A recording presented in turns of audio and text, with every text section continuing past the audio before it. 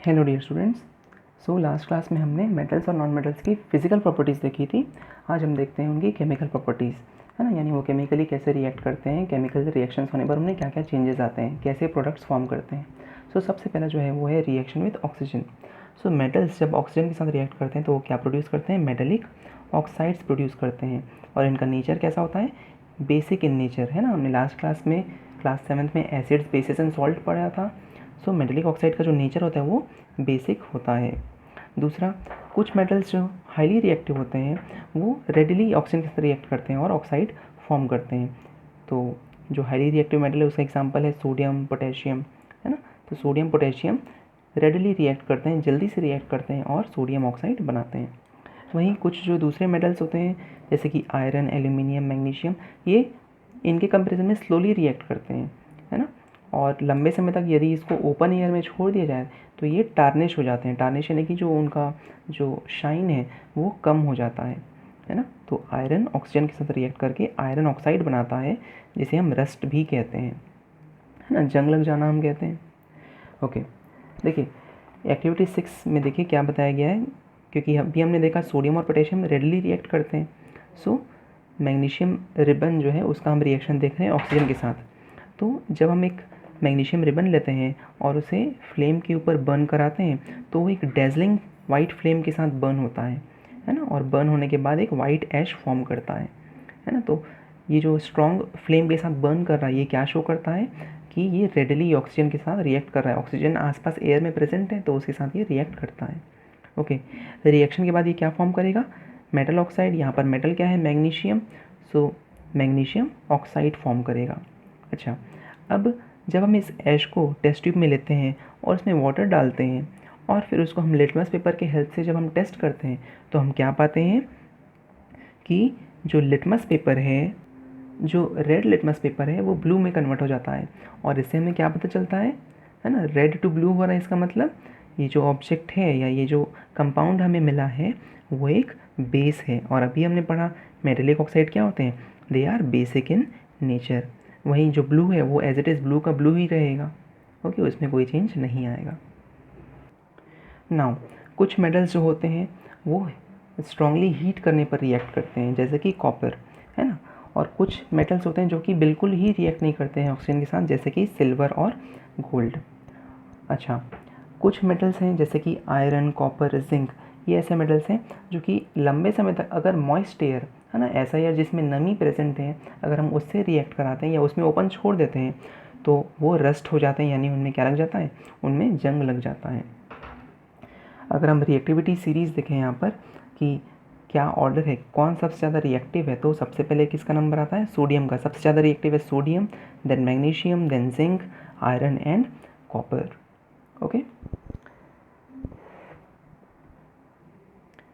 Okay, देखिए fact file में एक चीज़ दिया हुआ है कि अगर हम कॉपर के वेसल्स को, कॉपर के बर्तन को लंबे समय तक मॉइस्ट एयर में ओपन छोड़ देते हैं तो उनमें एक ग्रीनिश एक लेयर आ जाता है ना, ग्रीन कोटिंग आ जाती है। और ये ग्रीन कोटिंग क्या शो करती है, वहाँ पर कॉपर हाइड्रोक्साइड और कॉपर कार्बोनेट के कंपाउंड्स वहाँ पर फॉर्म हो गए हैं, है ना। और ये क्यों फॉर्म हुए, क्योंकि मॉइस्ट एयर है, वहाँ पर वाटर है और ऑक्सीजन है, उसके रिएक्शन के कारण यहाँ पर ग्रीन कलर का कंपाउंड जो है वो फॉर्म हुआ है। चलिए अब हम देखते हैं reaction of metals with water.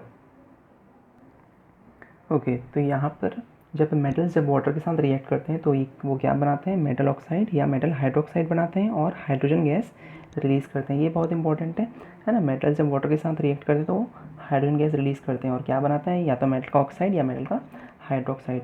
अब फिर से यहाँ पर सभी मेटल्स एक जैसा रिएक्ट नहीं करते हैं, है ना। अलग अलग मेटल्स अपनी रिएक्टिविटी के अकॉर्डिंग अलग अलग रिएक्ट करते हैं। तो जैसे कि पहला आप देख पा रहे हैं सोडियम और पोटेशियम कैसे थे, रिएक्टिव मेटल्स हैं। ये कोल्ड वाटर के साथ ही रिएक्ट करते हैं, है ना। और कैसे रिएक्ट करते हैं, वायलेंटली रिएक्ट करते हैं, है ना, यानी कि एक्सोथर्मिक होता है ये रिएक्शन, हाई अमाउंट में ये हीट प्रोड्यूस करते हैं। Sodium reacts with water to form sodium hydroxide and hydrogen gas. Okay, दूसरा चीज़, कुछ जो मेटल्स होते हैं वो ना तो हॉट वाटर के साथ रिएक्ट करते हैं ना कोल्ड वाटर के साथ रिएक्ट करते हैं, वो स्टीम के साथ रिएक्ट करते हैं, जैसे कि एल्यूमिनियम है, आयरन है, जिंक है ना। ये स्टीम के साथ रिएक्ट करते हैं और मेटल ऑक्साइड और हाइड्रोजन बनाते हैं। वहीं कुछ जो मेटल्स होते हैं जैसे कि गोल्ड है, सिल्वर है, प्लेटिनम है, ये स्टीम के साथ भी रिएक्ट नहीं करते हैं। अब क्योंकि ये बिल्कुल ही रिएक्ट नहीं कर रहे हैं, सो इसलिए इन्हें क्या कहा जाता है, नोबल मेटल्स कहा जाता है। चलिए अब हम देखते हैं एक्टिविटी 7। तो इस रिएक्शन में हमको ये स्टडी करना है कि सोडियम जब वाटर के साथ रिएक्ट करता है तो वो हाईली एक्सोथर्मिक होता है। ठीक है, तो जैसे ही हम एक सोडियम, फ्रेशली कट सोडियम को हम वाटर में ड्रॉप करते हैं तो फ्यूम्स के साथ वो बर्न होता है ना, आप देख पा रहे हैं यहाँ पर विथ फ्यूम्स ये बर्न होना स्टार्ट कर जाता है क्योंकि ये हाईली रिएक्टिव होता है। ओके, यानी कि सोडियम जब वाटर के साथ रिएक्ट करता है तो ये सोडियम हाइड्रोक्साइड बनाता है और साथ में हाइड्रोजन गैस भी रिलीज़ करता है। ओके, अब इसके बाद जब हम इस सॉल्यूशन में, है ना, जब हम लिटमस पेपर डिप करते हैं तो जो रेड लिटमस है वो ब्लू में कन्वर्ट हो जाता है और ये क्या शो करता है कि जो ये सॉल्यूशन है ना, ये जो सोडियम हाइड्रोक्साइड फॉर्म हुआ है वो क्या है, वो बेसिक इन नेचर है। यानी पीछे हमने देखा था मेटल ऑक्साइड जो है वो भी बेसिक होता है और मेटल हाइड्रोक्साइड जो होते हैं वो भी बेसिक इन नेचर होते हैं। चलिए अब जो हाइड्रोजन गैस रिलीज़ हो रहा है उसके लिए भी हम एक टेस्ट करते हैं और उस टेस्ट को कहा जाता है पॉप टेस्ट। क्यों कहा जाता है पॉप टेस्ट, क्योंकि जब इसमें से हाइड्रोजन गैस रिलीज़ हो रहा है और वहाँ पर हम एक बर्निंग मैच स्टिक लेकर जाते हैं तो क्या होता है, वो बुझ जाता है विथ अ पॉप साउंड। एक पॉप साउंड के साथ वो बुझ जाता है ना। और ये किसकी प्रॉपर्टी है, ये हाइड्रोजन गैस की प्रॉपर्टी है। यानी इससे हम प्रूव कर सकते हैं कि जो हाइड्रोजन गैस रिलीज़ हो रहा है वो, मतलब जो गैस रिलीज़ हो रहा है वो हाइड्रोजन गैस है। ठीक है, और क्योंकि ये रिएक्शन एक्सोथर्मिक है तो कैसे पता चलेगा कि जो भी हमने बीकर लिया हुआ था वो काफ़ी गर्म हो जाएगा, तो इससे हमें पता चलता है कि ये जो रिएक्शन है वो हाईली एक्सोथर्मिक है। ओके, चलिए अब हम नेक्स्ट चीज़ देखते हैं, वो है reaction of metal with acids. Okay, so जब मेटल एसिड के साथ रिएक्ट करते हैं तो वो मेटल का सॉल्ट फॉर्म करते हैं और यहाँ पर भी हाइड्रोजन गैस रिलीज़ होता है। ओके, सो ये इक्वेशन हमें लर्न करना है, metals react with acid to form metal salt and hydrogen gas.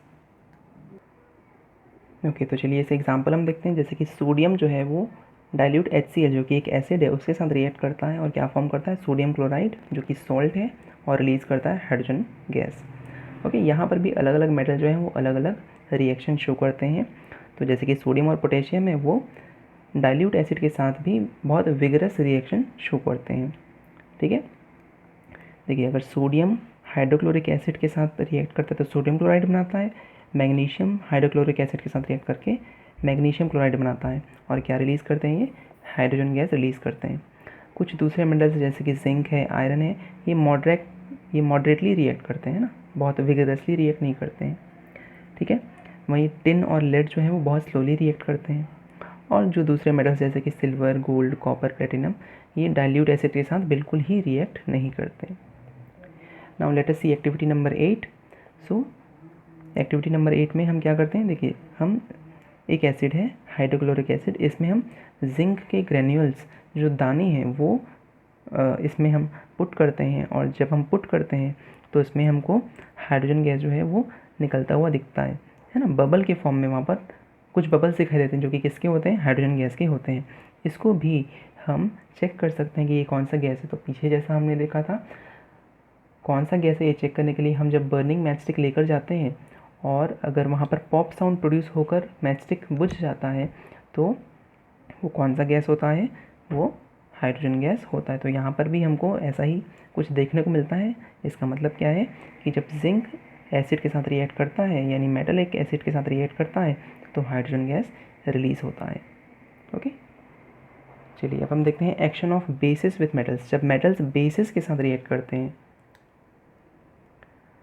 सो ज़्यादातर मेटल्स जो हैं वो बेसिस के साथ रिएक्ट नहीं करते हैं। कुछ मेटल्स हैं जैसे कि लेड, एल्यूमिनियम, जिंक, ये स्ट्रॉन्ग बेसिस के साथ रिएक्ट करते हैं। स्ट्रॉन्ग बेस का एग्जांपल है sodium hydroxide, potassium hydroxide.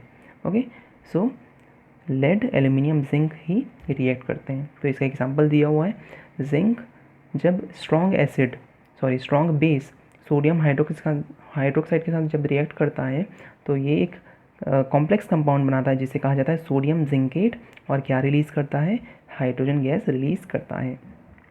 Okay, फिर से हम देखते हैं, जब मेटल बेस के साथ रिएक्ट करते हैं तो कॉम्प्लेक्स कंपाउंड बनाते हैं, है ना। जैसे कि जिंक जब सोडियम हाइड्रोक्साइड के साथ रिएक्ट कर रहा है तो सोडियम जिंकेट बनाता है और क्या रिलीज़ करता है, हाइड्रोजन गैस रिलीज़ करता है। ओके ओके स्टूडेंट्स, तो जो नेक्स्ट टॉपिक है डिस्प्लेसमेंट रिएक्शन और फिर chemical properties of non metals, ये हम नेक्स्ट क्लास में डिस्कस करेंगे. Till then, good bye.